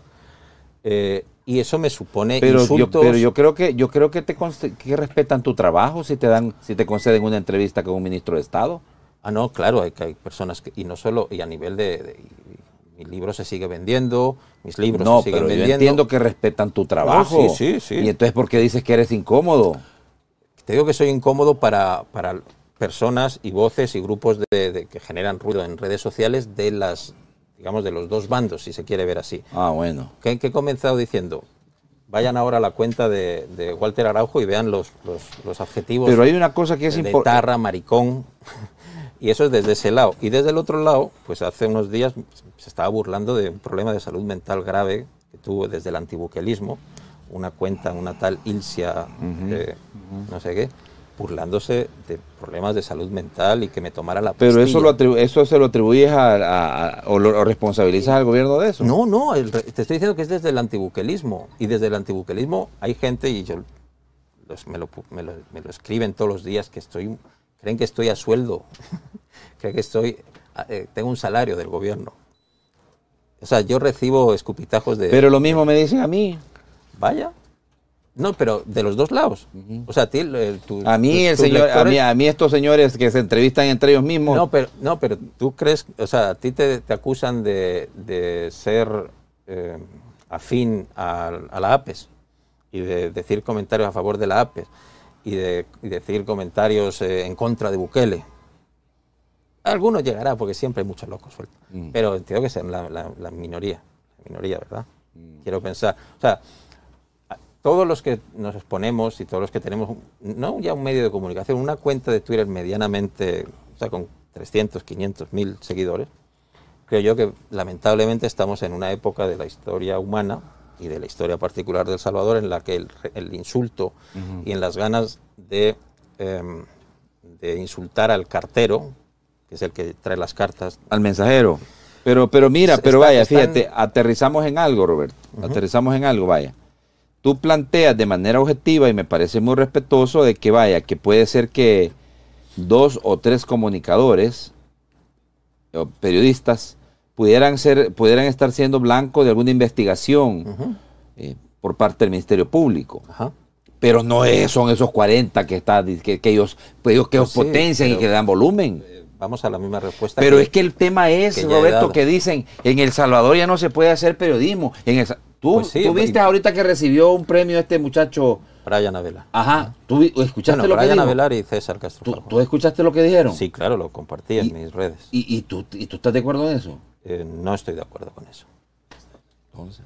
Vaya, pero es que tú entiendes que yo no estoy aquí defendiendo ninguna de las posturas. Por eso esta conversación, creo yo, ha sido muy interesante. Creo que le ha dejado, espero que le haya dejado. A los más fanatizados van a seguir insultando y atrincherados en su burbuja y en sus narrativas falsas.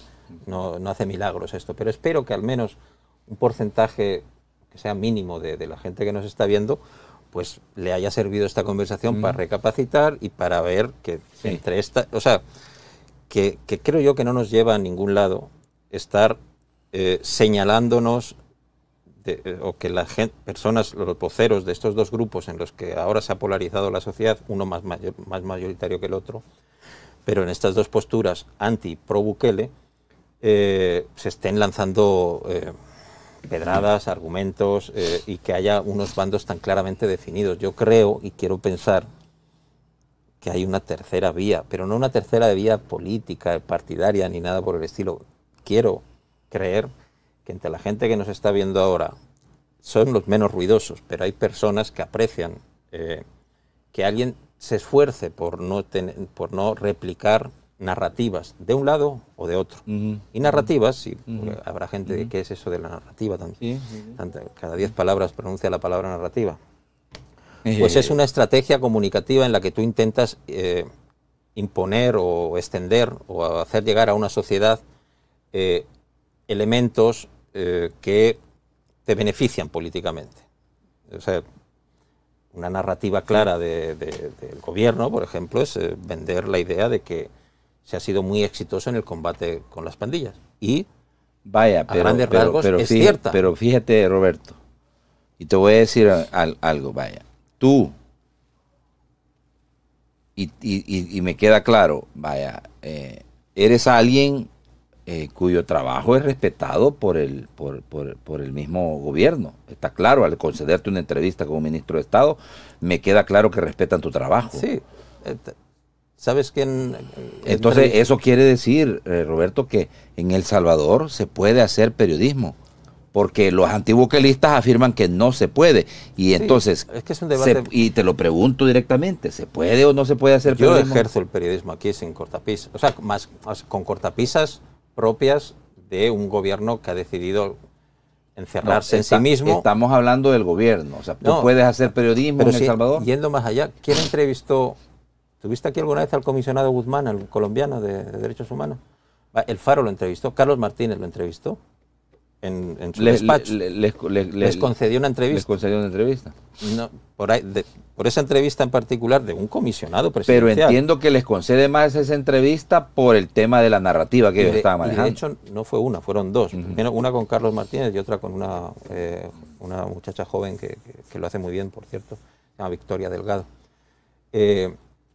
Por la inferencia que estás queriendo sacar tú, si a mí conseguí una entrevista con el ministro Villatoro es porque me respetan, vaya.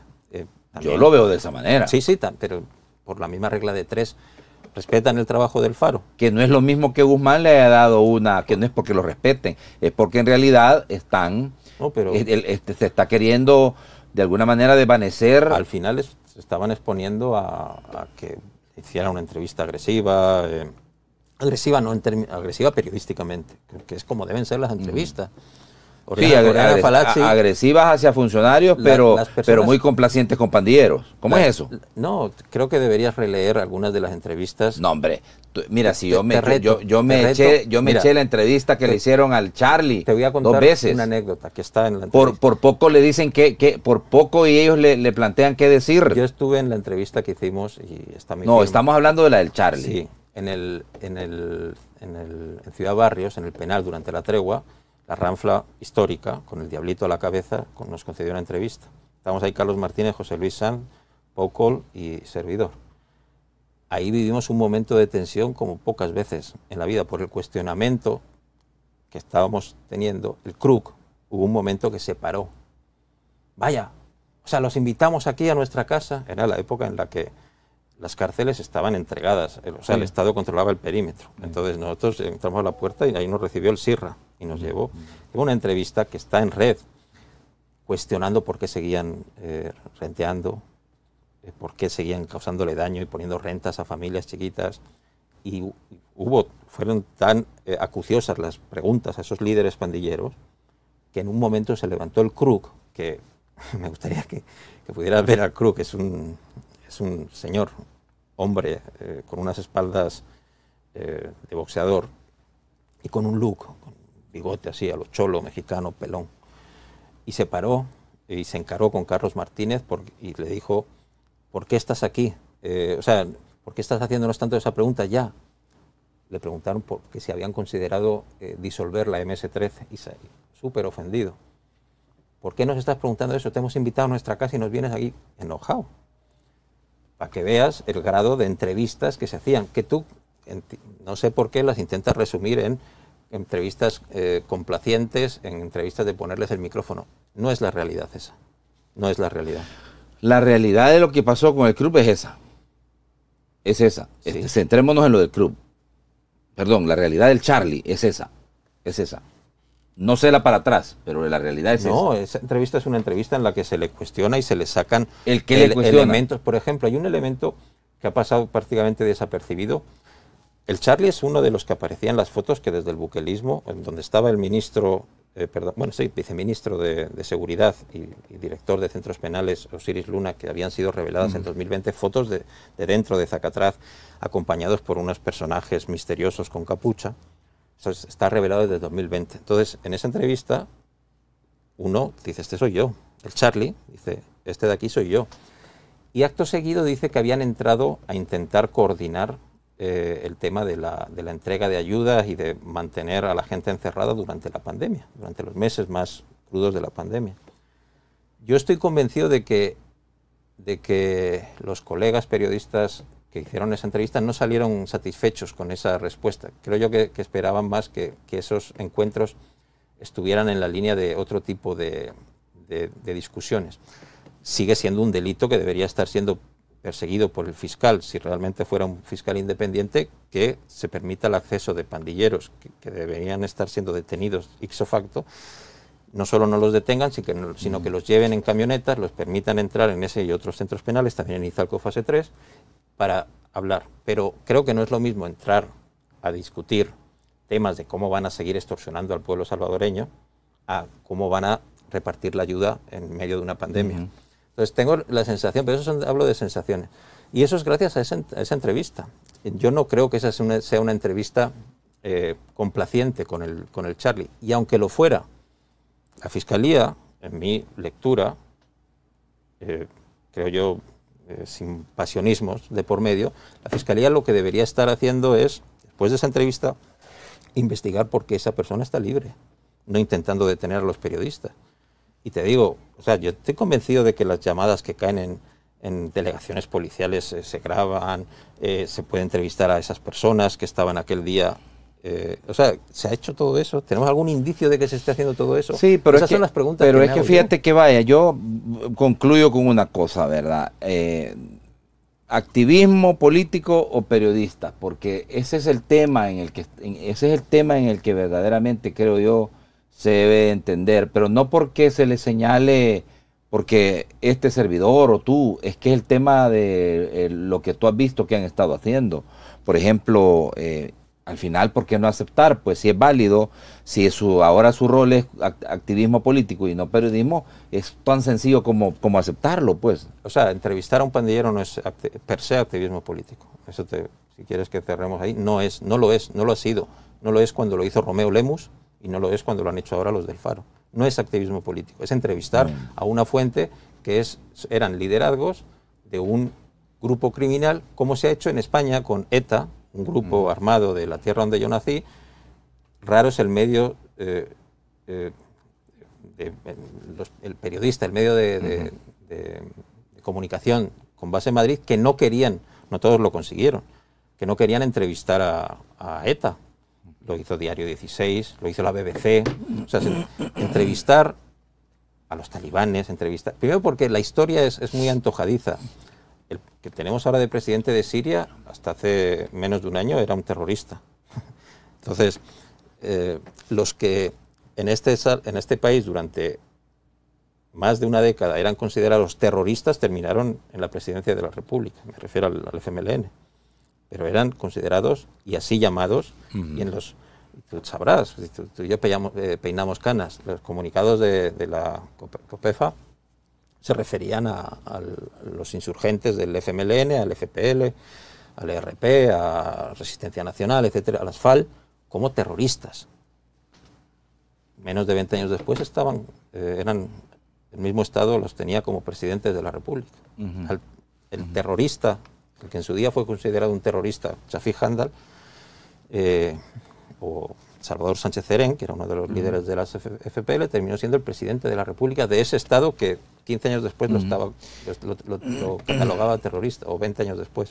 ¿Y tú crees que la entrevista del Faro con el Charlie tuvo un impacto verdadero en el territorio, fuera de las redes sociales? Por eso estamos hablando todavía de ella, creo yo. Creo que hicieron, o sea, la entrevista de hecho no revelaba grandes elementos nuevos, pero acertaron en el elemento de medir bien que para tener impacto ahora vale más hacer un producto audiovisual de calidad. Es decir, entrevistas que se habían hecho en años anteriores a líderes, incluso a la Ranfla en Libertad, íbamos, porque yo he hecho alguna y filmado alguna, íbamos con grabadora y lapicero. Ahora fue una producción. O sea, había varias cámaras, había un responsable de esas cámaras. ¿Un refrito? No, un refrito. Hablo de lo mismo que cuidas tú. Sabes que un set como este es más presentable. Pero es lo mismo, solo en video. Es lo mismo que vienen planteando, solo en video. Tú me estás preguntando por qué si ha tenido más repercusión. Sí, por eso. No porque las revelaciones, yo al menos que sigo el tema, las conocíamos todos. O sea, que este gobierno negoció con las pandillas, que este gobierno liberó al Krug. Pero ¿no te parece que eso es una incongruencia? ¿Cuál? El señalar que este gobierno negoció con las pandillas y los tiene encarcelados. Por supuesto que no. Igual que el gobierno de Sánchez Cerén. Negociaron con ellos y les daban polígonos de tiro y les daban... No, no fue Sánchez Cerén al que se le atribuye eso, pero Sánchez Cerén fue el que protagonizó la época del fuego contra fuego, palabras de Villatoro. Fue los que más reprimieron, fueron la policía bajo el mando de la inmensa mayoría de la gestión de Sánchez Cerén, a mí me parece la que más mató. Pero a mí me parece que es una incongruencia que se señale que se ha negociado y tenés a 85.000 pandilleros detenidos. No, porque se negoció hasta 2022, una negociación diferente. Pero ¿no te parece que pudo haber sido más una estrategia? Aunque fuera una estrategia, es una negociación. Recuérdate que el gobierno... El problema es cuando niegas que existe recuérdate que el gobierno hasta ese momento no tenía una aritmética legislativa a su favor en la Asamblea. Yo voy a ser el más comprensivo el día que, si es que pasa, que se atrevan a decir que negociaron con los pandilleros como estrategia. Pone todos los matices que quieras, como estrategia, ganando tiempo para armarte o ganando para hacer trabajos de inteligencia, como creo honestamente que pasó. Pero ¿qué pasa? Que mientras se hizo eso se apostó para una retórica en la que estabas tuiteando desde la cuenta del presidente de la República 1000 veces maldito los que negocian con pandilleros. Y si lo has hecho, aunque sea con esos matices, pues obviamente te vas en la colada. Hasta el momento solo porque lo dice el Faro no lo puedes dar por sentado. Es que no es que esa es una narrativa, ¿ves? O sea, ¿cómo que solo porque lo dice el Faro? ¿Y que solo el Faro lo ha dicho? No, lo ha dicho el gobierno de Estados Unidos, lo ha dicho el FBI, lo ha dicho el Congreso, lo ha dicho el Senado. Hay audios. El Congreso lo ha dicho.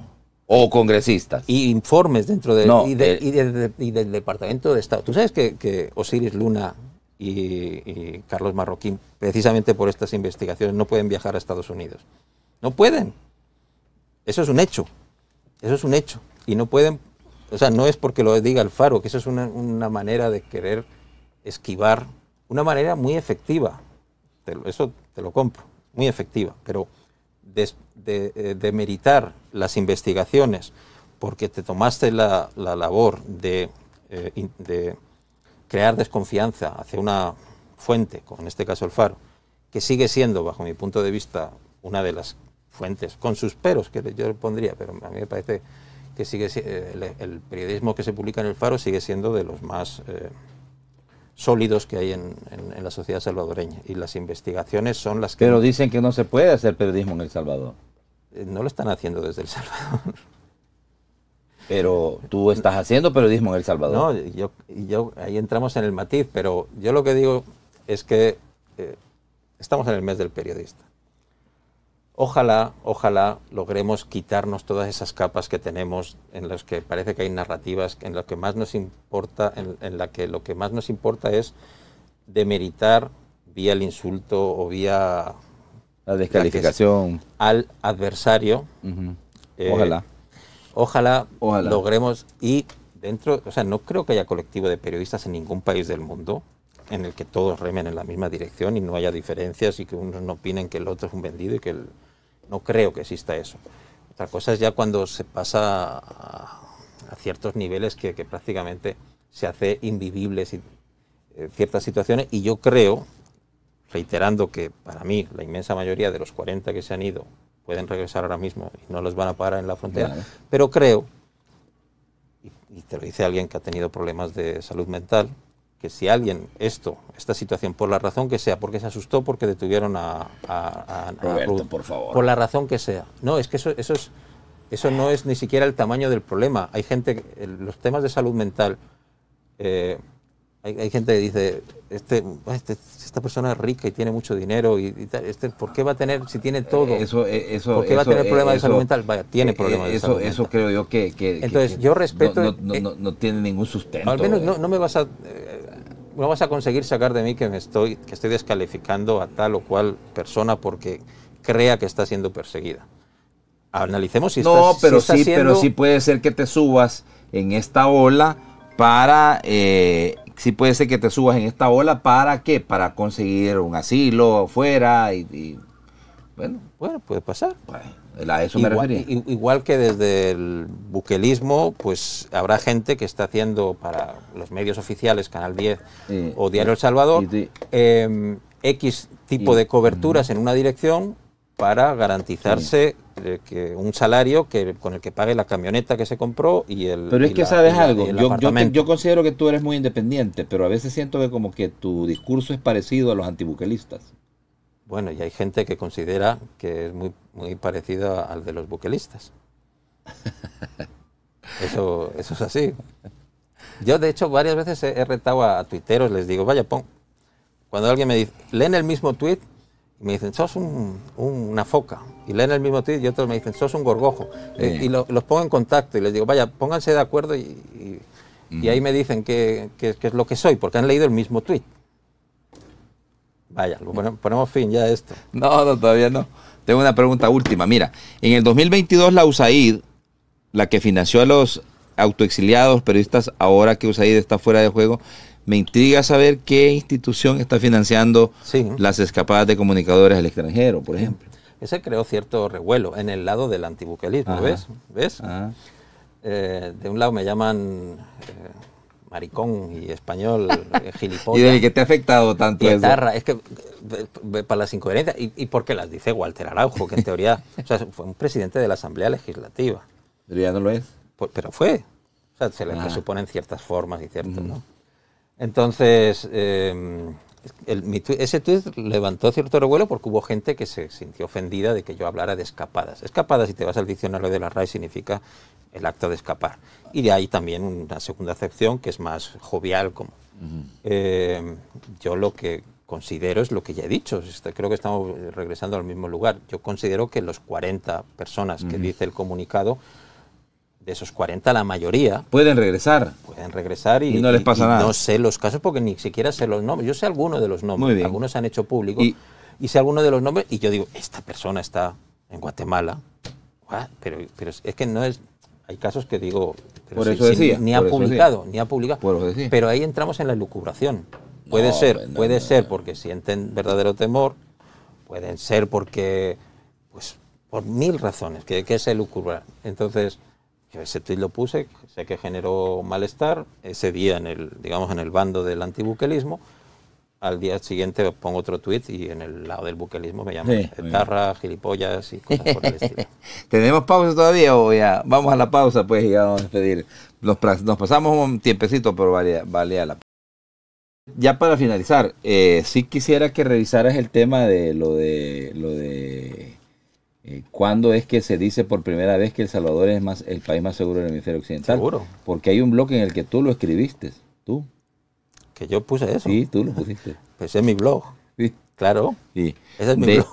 Sí, por eso te digo, porque El Salvador no es el más seguro del hemisferio occidental, lo catalogaste tú, pero ahí hace referencia a que el país más seguro de todo el hemisferio occidental es Canadá. Y dijo el 24 de septiembre el presidente, tú mismo lo señalas. Es lo primero que... No, pero a ver, de hecho ese post no es reciente, ese se publicó hace como una... Sí, pero tú dijiste enero. Claro. Pero es de septiembre. Vaya, mira lo que voy a hacer para tu audiencia. Voy a rescatar el tuit, espero que no lo haya borrado y que no lo vayan a hacer ahora. Presidente, no lo vayas a hacer ahora. Voy a rescatar el tuit en el que por primera vez se mencionó que ya éramos el país más seguro. Septiembre y tú mismo lo pusiste en tu blog. No, te garantizo que es de mucho antes. Estoy al 99.9%. El 24 de septiembre el presidente salvadoreño Nayib Bukele en su intervención en la Asamblea General de las Naciones Unidas. No era el tuit, es la intervención en Naciones Unidas el 15 de septiembre. Un día no el 15 es el día... En septiembre es el pleno de Naciones Unidas donde van todos los presidentes, algunos siempre se... Bueno, pues. Y ahí fue cuando lo dijo. Pero ahí ya era discurso, ahí no fue la primera vez que mencionó el presidente eso, ahí es la primera vez que lo mencionó en la sede de Naciones Unidas. Y para ahí ya estaba clarísimo que era falso. Pero repito, vamos a ver las cifras que publica Canadá. Seguro. Te agradezco. Yo ya las vi. Bueno, tienes acceso a las de 2023, todo el mundo tiene acceso. Claro, estamos hablando de 2024. O sea, no hay cifra oficial alguna a día de hoy que sostenga que El Salvador tiene una tasa de homicidios por debajo de la de Canadá. Pero que para mí no es un problema, que venimos de ser el país más violento del mundo hace 10 años. A tener... Que para mí esto es importante en cuanto a ejemplo de una falsedad hecha narrativa, hecha discurso político y convertida en narrativa, y que tanta gente desde un lado de la barda replica sin cesar como si fuera mantra y no se han parado a detener y no quieren escuchar los argumentos porque están replicando una narrativa. Lo mismo que ocurre en el otro bando. Bueno, pues vámonos. Ay, Dios santo bendito. Bueno, la verdad es que hemos intentado establecer una entrevista con Roberto, pero al final creo yo que, y aquí, Roberto, tal vez establecer desde tu punto de vista, vaya, el régimen de excepción como la herramienta. Sí. Desde tu punto de vista, por la misma naturaleza de las pandillas, ¿es necesario seguir manteniendo el régimen de excepción? Bajo mi punto de vista, no. Okay. Bajo mi punto de vista, no. Yo creo que eso significa abandonar el combate de lo que queda, de los rescoldos que quedan de las pandillas, no. Pero, existen herramientas pero por ejemplo, esto que ha pasado con la raza. Para eso es necesario un régimen de excepción. Para eso, o sea, no se puede combatir con unas detenciones de 72 horas en vez de 15 días. Una estructura como esa de 48. Una estructura de estudiantes de instituto de secundaria. Sí, se puede combatir. O sea, este país con las herramientas de la década de los 90 logró desmantelar, sin régimen de excepción, a los principales grupos que se dedicaban al secuestro de personas. ¿Recuerdas en los 90? Sí. Josué. Y se lograron, los Tacoma, todos estos grupos, se lograron desmantelar sin régimen de excepción. Es decir, con un grupo de bichitos que estaban cometiendo delitos para lo que han hecho en este país los grupos criminales menores, falsificación de dinero, trasiego de droga, que no se puede desmantelar sin un régimen de excepción. Sí. Mira, tú respondiste al tema de Pablo Luber de no hagan más encuestas. Sí, sí, yo... Y dijiste algo así como sería anecdótico si fuera una excepción y no la norma entre los opositores, porque no podrían articular una alternativa seria, se niegan a aceptar la realidad. Yo creo que las encuestas, de hecho celebré, o sea, la prensa gráfica había dejado de hacer encuestas por motivos financieros, no por casos políticos, y logró volver a hacer una encuesta que el propio presidente de la República los resultados, el propio presidente de la República aireó con orgullo y diciendo, vean, hasta la prensa gráfica nos da la razón. Eso lo que da muestras de la seriedad. La encuesta favorita de los opositores, dijo.